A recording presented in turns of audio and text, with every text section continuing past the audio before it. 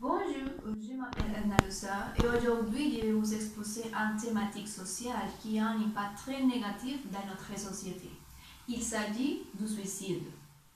Pourquoi le suicide affecte-t-il les jeunes est la question que je voudrais traiter avec vous maintenant. Je commencerai par aborder ce que c'est le suicide et ses étapes. En second lieu, j'aborderai quels sont les adolescents qui risquent de se suicider. En troisième point, je traiterai quels sont les signaux d'alerte et comment prévenir le suicide d'un jeune. Pour conclure, je vous donnerai mon point de vue sur ce sujet.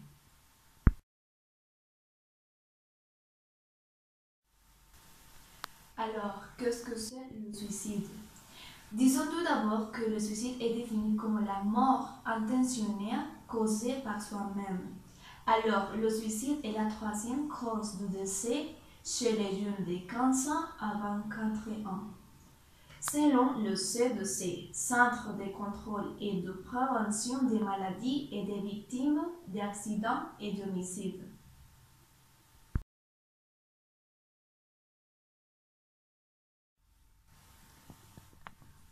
Alors, quelles sont les étapes du suicide?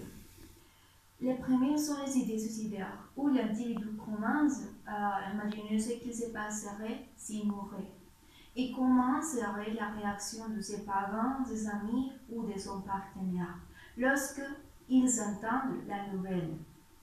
La seconde, c'est la crise suicidaire, et c'est quand la personne commence à proposer des méthodes pour effectuer les suicides, et aussi les jours, les dates, et comment sera le message de adieu. Et le troisième, c'est le passage au suicide.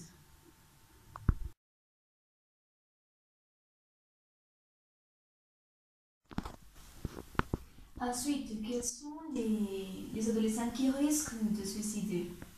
Les gens qui souffrent de troubles mentaux tels que la dépression, les troubles bipolaires ou l'insomnie courent un risque plus élevé de penser au suicide.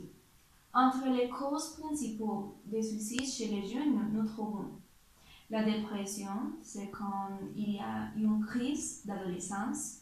La violence familiale, c'est quand il y a des difficultés de côté familial. L'intimidation, c'est les bullying au lycée ou à l'université. Et le manque d'amour, c'est quand les jeunes ont un chagrin d'amour ou il y a une famille recomposée déficiente.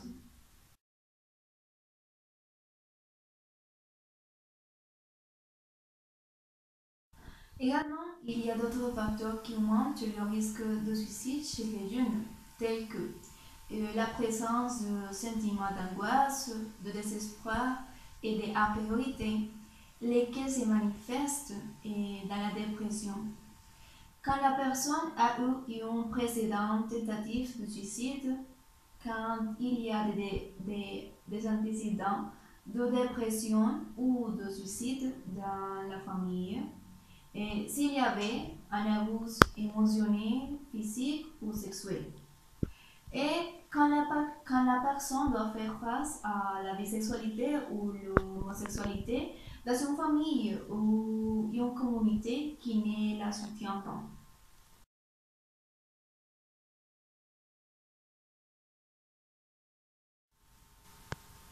Passons maintenant aux signaux d'alerte.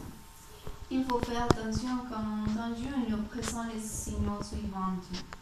Le jeune se détache et se désintéresse des activités qu'il appréciait auparavant.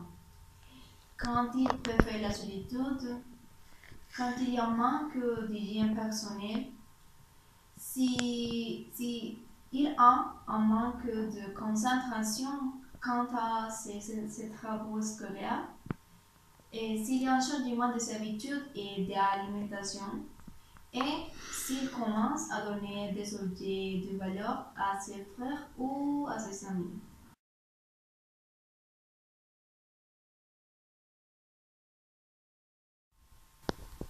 C'est la question suivante. Comment prévenir le suicide d'un jeune? En premier lieu, il est primordial de prendre au sérieux les signes et comportements sous-mentionnés chez votre fils ou votre fille. Pour cette raison, il faut ouvrir le dialogue, poser des questions, écouter sans juger, le tout avec amour et patience. Finalement, abordez le sujet du suicide ouvertement et directement et faites-lui part de vos préoccupations et de vos inquiétudes.